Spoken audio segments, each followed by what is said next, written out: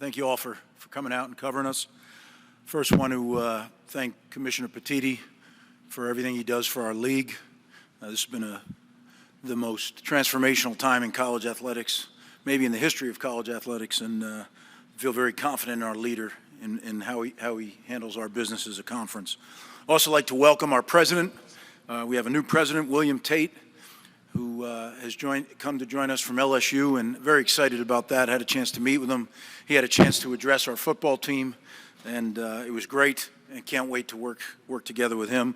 And I want to thank our board chair, Amy Towers, for her tireless work in making sure that we have a president who's going to do a great job for our university. So today we bring three great representatives of our football program. Athan Kaliakmanis, our quarterback, who's transferred in and has become literally the leader of our program, and this is definitely his football team. Wide receiver Ian Strong, who I think has just grown consistently since he arrived, and this will be his third season with us, and is, I think, an excellent football player and a great young man. And then linebacker DJ Djabome, who is from Canada, came down, a great story. DJ came down to go to one of our football camps and drove down from upstate New York and didn't have a hotel room, so he, his coach, and two teammates slept in a car in late July, and he went through our camp and did a great job. We offered him, we brought his family down on a visit immediately, and he started with us in training camp a couple weeks later.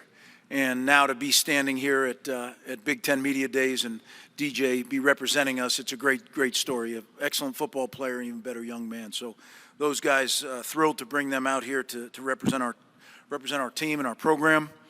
I'd also like to thank our coaching staff. Really, I'm indebted to them. They do an unbelievable job.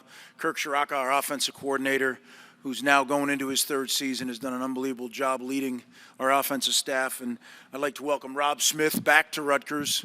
He and Zach Sparber will be co-coordinators on defense and have done a great job getting everybody up to speed this spring and summer.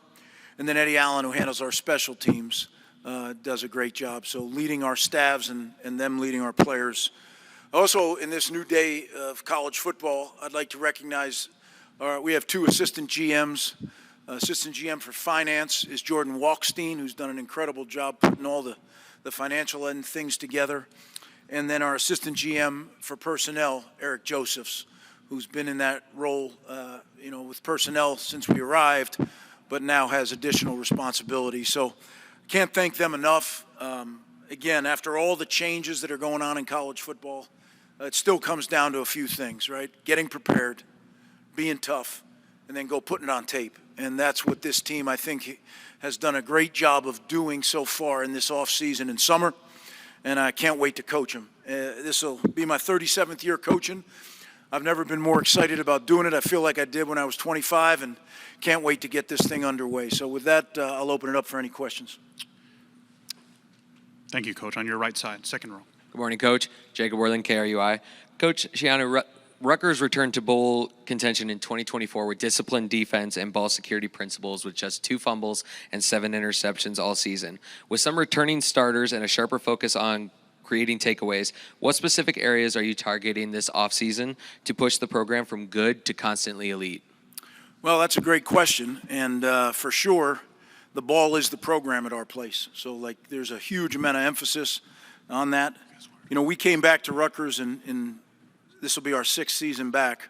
You know, we were dead last, and we could hardly see it from there. So it was a tough start, but we've kind of step by step climbed our way to the middle of the league. But I didn't come back to do that. I came back to win the championship, and you know that may sound funny to some that have followed college football, but that's what we're going to do. I can't tell you when that's going to happen, but that's why we're back. And I have the staff to do it. We're constantly getting better and better players, and we're constantly growing as a program. Our fan base is growing. All the things that you need to climb the ladder, and that's what we do. We just come in every day and try to get a little bit better. Can't have any backslides. Got to keep getting better and better, and eventually you'll get there. And that's really what we focus on.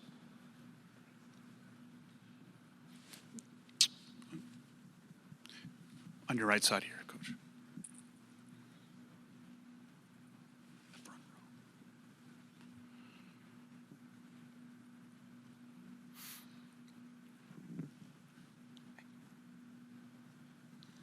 Kenneth Berry, Touchdowns and Tangents. Morning, Coach. Just obviously rebuilding the program. You talked last year about how you're about winning, the state back and recruiting. Obviously, the transfer portal is a huge factor. Losing guys, you lose your all-time, one of your best rushers in school history to the NFL. So how did you kind of navigate NIL and the portal and all those different things to field the roster you have right now? Well, it's another great question, because it's certainly been the focus of college football, right? NIL, revenue share, all those things. It still comes down to finding the right fit for your program. And what is fit? Fit is culture. Fit is athletic ability. Fit is student athlete. What kind of student can he fit in? Can he do the work at Rutgers in the classroom? And that's always going to be our primary focus. Do I wish we had some more money when the NIL stuff was going on? Absolutely. Who doesn't? But at the end of the day, players and families are going to entrust us with their sons if they know they're going to be treated well, they're going to develop not only on the field but off the field, and that's what we can promise. I can't tell them if they're going to start. I always tell players, well, where do you see me? Well, a year from now, I see you being the guy that's on our team. And if I'm promising someone else at that time that they can come in and start, how does that make you feel? I tell them, you come in here and earn it at Rutgers. That's what you need to do. Everything is earned, nothing is given. And I think we have a bunch of guys, a team full of those guys that understand that and that do that every day. We have to be very, very careful when we go into the portal. At a place like Rutgers, you need to make sure your culture is the driving force.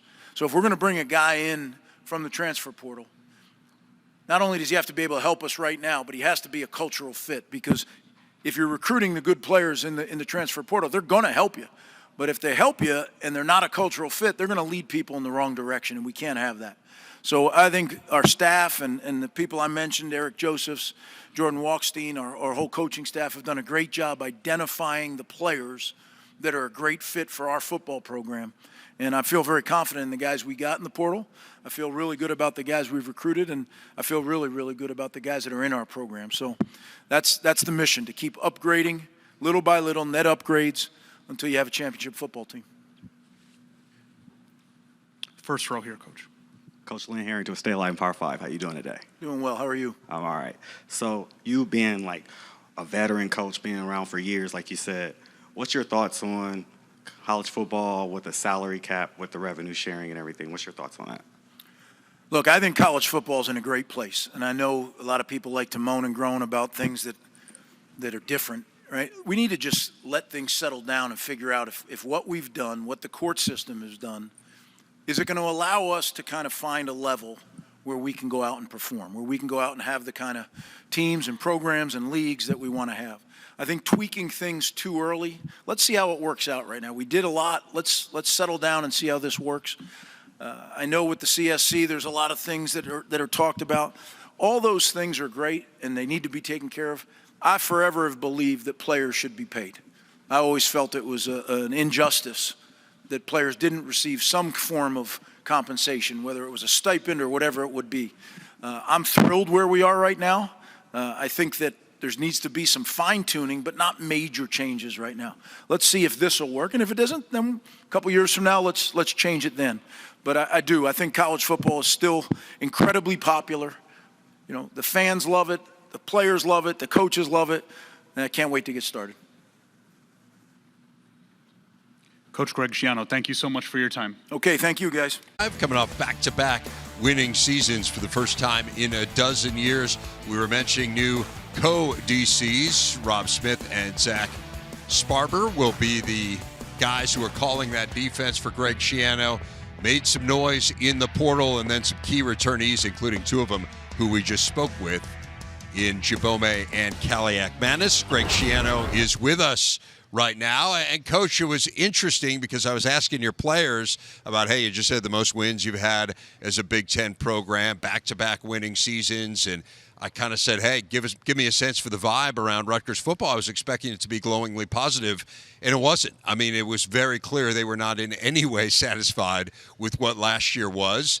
So I guess I'll put the same question to you. I mean, it feels like the arrow's pointing in the right direction, but assess the state of Rutgers football for us. Yeah, I mean, I think the arrow is pointing in the right direction, but the reality is I didn't come out of retirement to go 7-6. Yeah. Right. Like I told the team that point blank when I came back, is we're here to win championships, and until we do that, we're not doing our best. And I think our players feel that. They work incredibly hard. They're committed to what we're doing, but they also know the league we play in, and they know the competition. So it's a tall order, but one that our guys embrace. One thing that really stood out last year was the offense did get dramatically better. I mean, it really was night and day different. How do you build on that this year?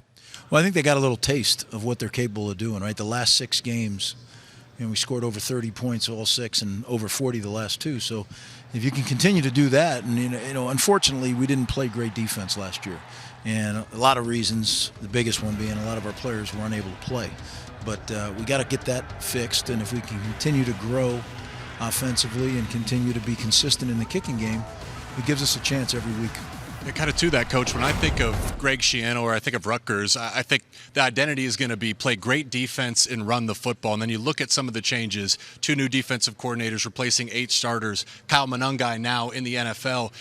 How do you adjust, or do you adjust your identity with these new changes?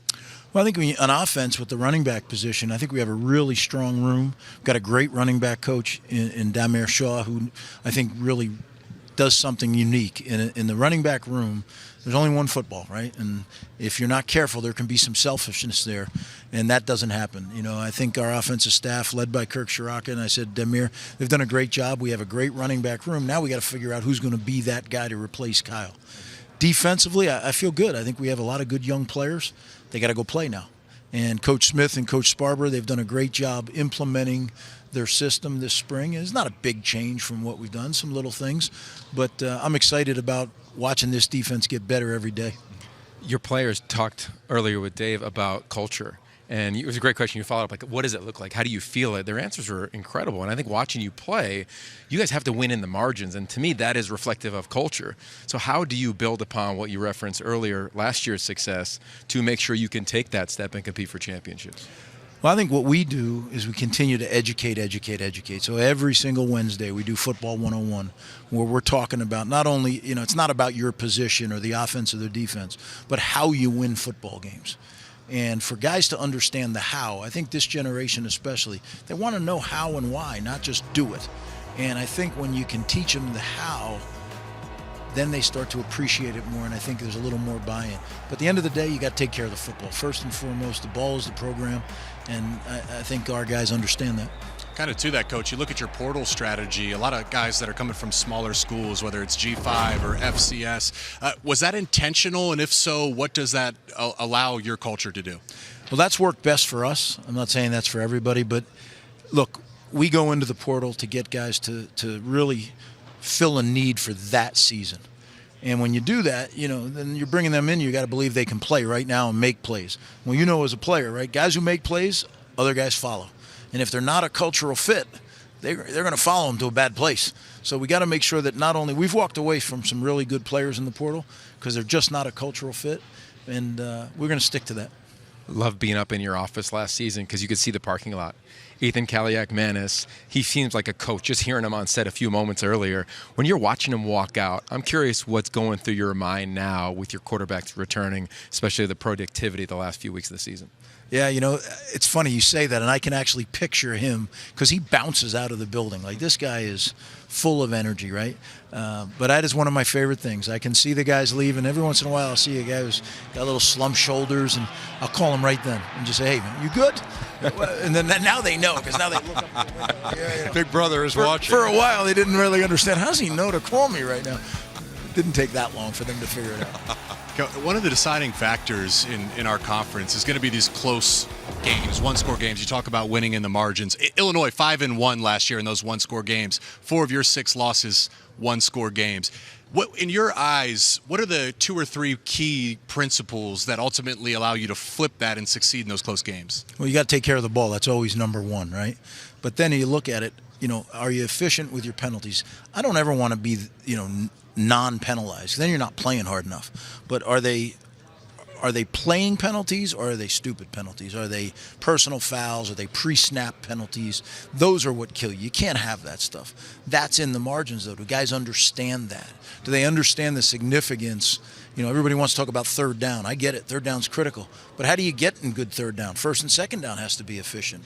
Teaching them where they understand how the building blocks of winning football, how they come, I think that's important. Can I hop? Because last year you were one of the least penalized teams in college football, and you protected the ball as one of the best teams at protecting the football. Did you feel in those close games, those losses, that came loose a little bit, or how would you play off of that? Yeah, that and execution. Okay. Right. I think one of our tenets is what is execution? Like everybody has a different definition for execution. Ours is very simple, and I think our guys understand it, and that's the key. Know your job, chop your job, trust your training. And I think too many guys, they get in under pressure and they leave their training. Well, why do we practice? We practice so in the clutch, you don't have to think about it. You just do it. It's what you've been trained to do. So in those games, I think there were times. Now, the reasons why, because if you're not careful, you'll over-adjust, right? We had a lot of guys that were banged up on defense. So we have guys in there that are playing that maybe haven't had enough training, and they try to do something special because they're not really sure of themselves. So, again, you have to be careful. The pendulum goes too far the other way. It's been fun to study and learn scheme within this league. But I think because of the margin being so small, there's also an element of there's matchups like you had in the National Football League.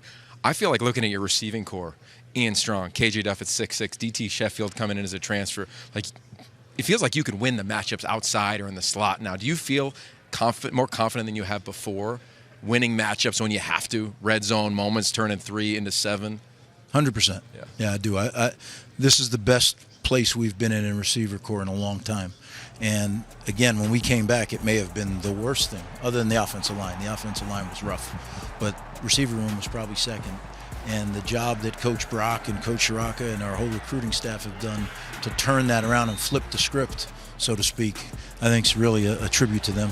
I want to ask you about your defense coordinator, Rob Smith. I think this your third time together. Fourth. Third at Rutgers, and you did one at Tampa. Yeah.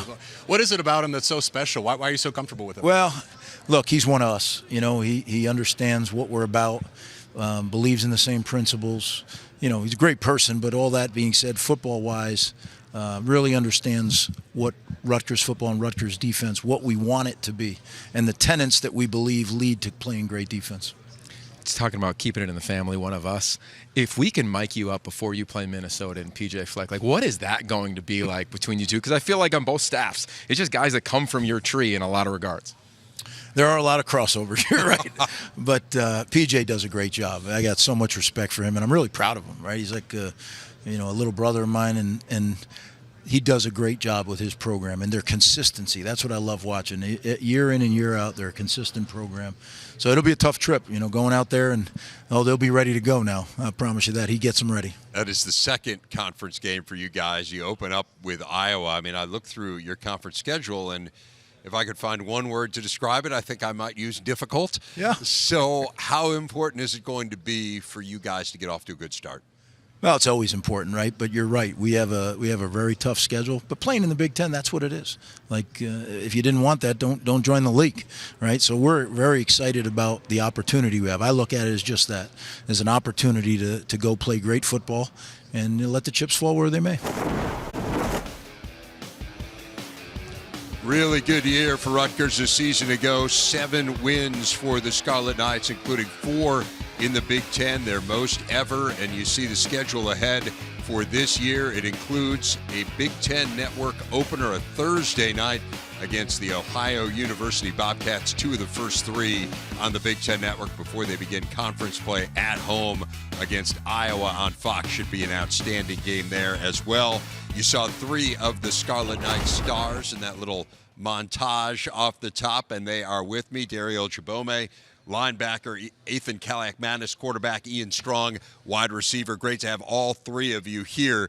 4 Big Ten wins, as I mentioned, a season ago. It's the most Rutgers has ever had. I know you're looking to get more and not satisfied, but just give us a sense, and Dariel can start with you, and you guys can work your way down. Give us a sense of the vibe right now around Rutgers football. I just feel like, this season with all the changes, whether it's like the coaching staff, the players, I just feel like everybody is on the same page, and then working on, what can we improve to be the best we can be. So I have a great feeling for this upcoming season. Athan? Yeah, I know. I feel like the season left a bad taste in our mouths. Why? We want to be better. Because of how it ended in the bowl game? It's never enough. The Yeah. standard's the standard. And the standard's high at Rutgers. And, we feel like we have to be better. And we've been working really hard this offseason, getting together, all of us, and just working and being the best that we could possibly be. Ian? Yeah, I'll just add on. I think the players are extremely eager. Everyone's hard working in the summer, and I think we're ready for training camp.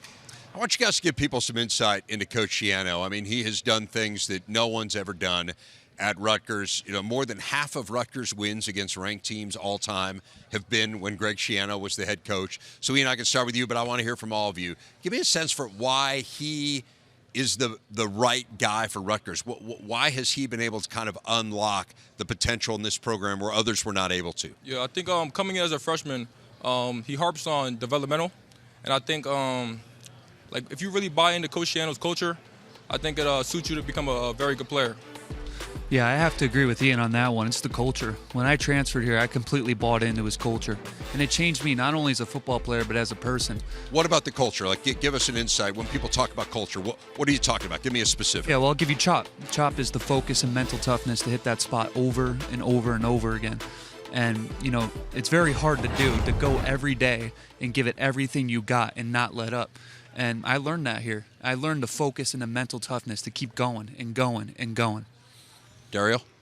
To add on into that, like they said, the culture is everything, And what I like about Coach Schiano is that he holds everybody accountable. Whether you're a coach, a player, it doesn't matter. He's going to hold the standard, what the standard is, and then he's going to hold it up. And then he's going to make sure that the whole program hold the standard, And of course, it's not just the head coach. I mean, we're talking about assistant coaches and all the way down to all the support staff. I want to talk about one assistant coach in particular, Kirk Shiraka. Your face lit up. I think you knew a little bit where I might be going there. Again, a guy that you had a connection with, and you come into Rutgers, and it just felt like you hit a sweet spot again with him last year. Your numbers went up significantly. What is it about Kirk Shiraka that you guys seem to be on the same page?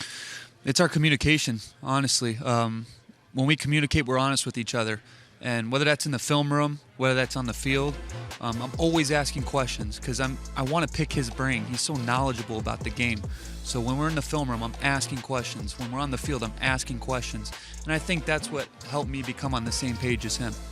Ian, what kind of growth did you see in Athan last year? I think confidence. I think his confidence skyrocketed during the season, and confidence is everything on the field.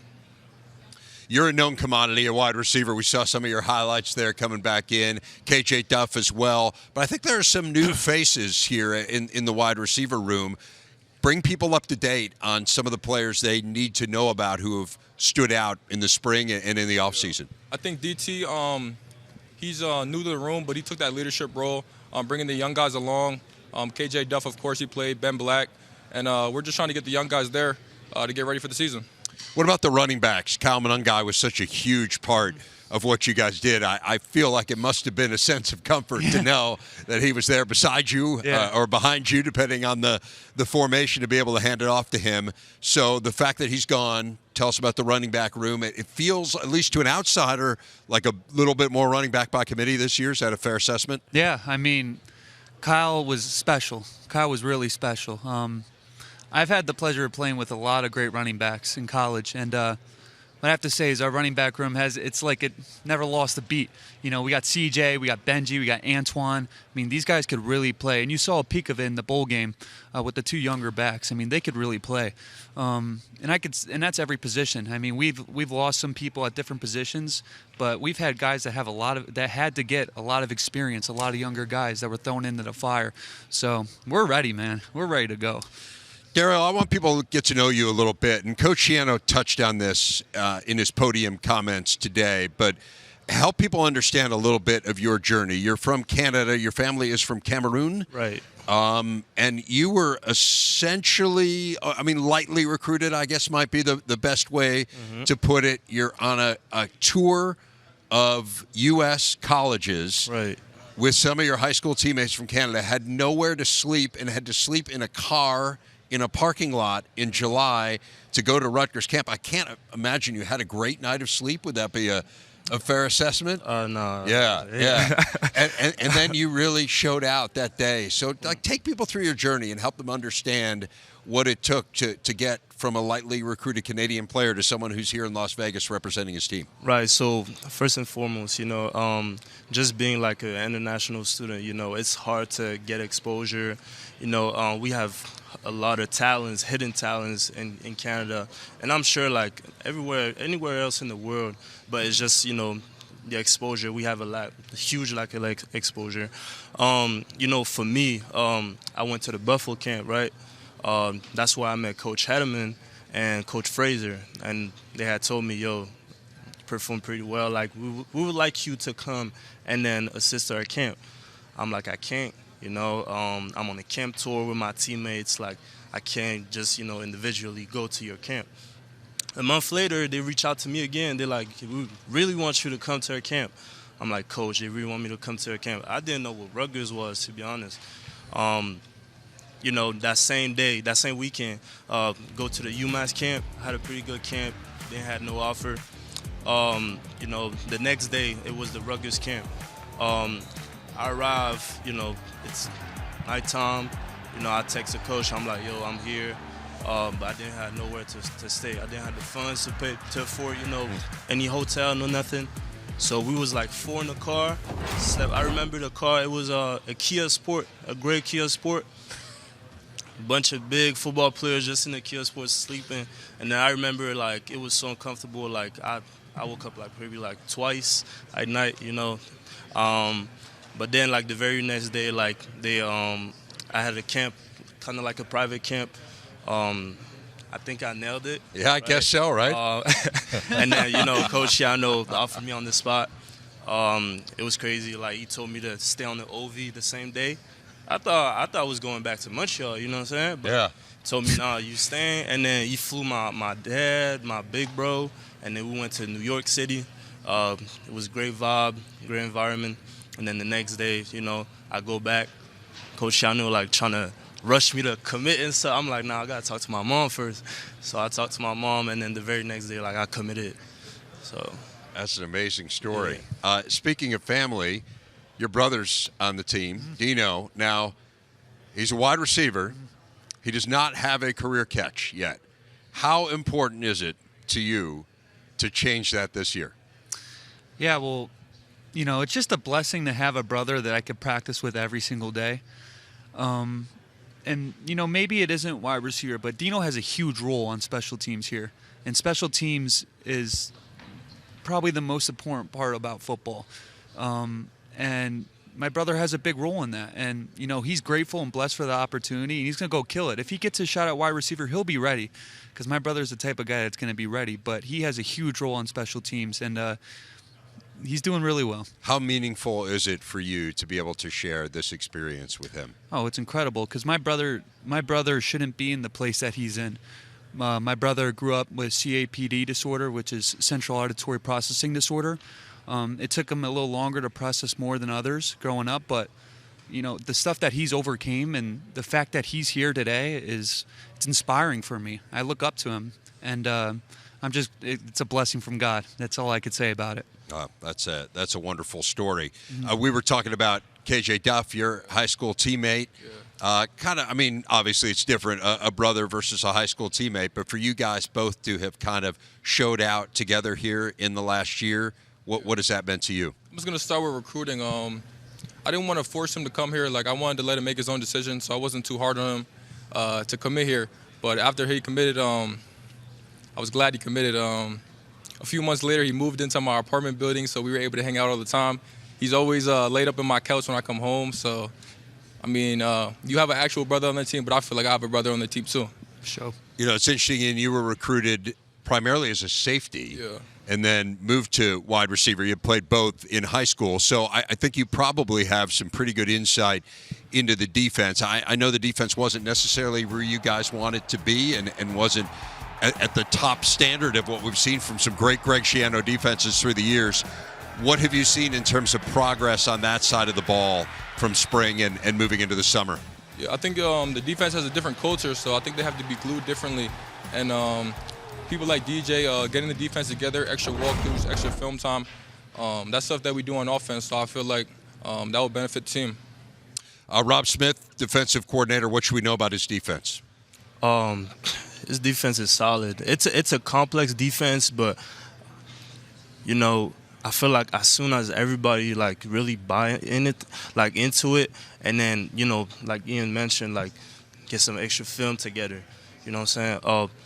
Maybe trying to understand like why is like all the conceptuality like of the defense and understand why you do what you do. Yeah. We're going to be in good shape this year. How would you guys describe what you've seen going up against this defense? Yeah, I mean, like you said, it's complex. It's a bunch of different looks, but they're working really hard, and they're showing a lot of problems that can create problems for offenses. Coach Smith has done an incredible job, and so has Coach. But I'd have to say, like, they're just doing really well. The players have really bought into it, and gain a new coaching staff. Sometimes you're unsure, but man, they're ready to go. And I'm going to give you the final word. How do you describe success for Rutgers football this year? What would be a successful year? I just want everyone to come out of training camp healthy so we can start the season. All right, fellas, looking forward to it. Looking forward to getting out to camp here coming up in August. Really appreciate each one of you coming up here. Enjoy your time in Las Vegas. Not too much, but enjoy your time in Las Vegas. Thank you so much. Thank you. See you guys. Thank you.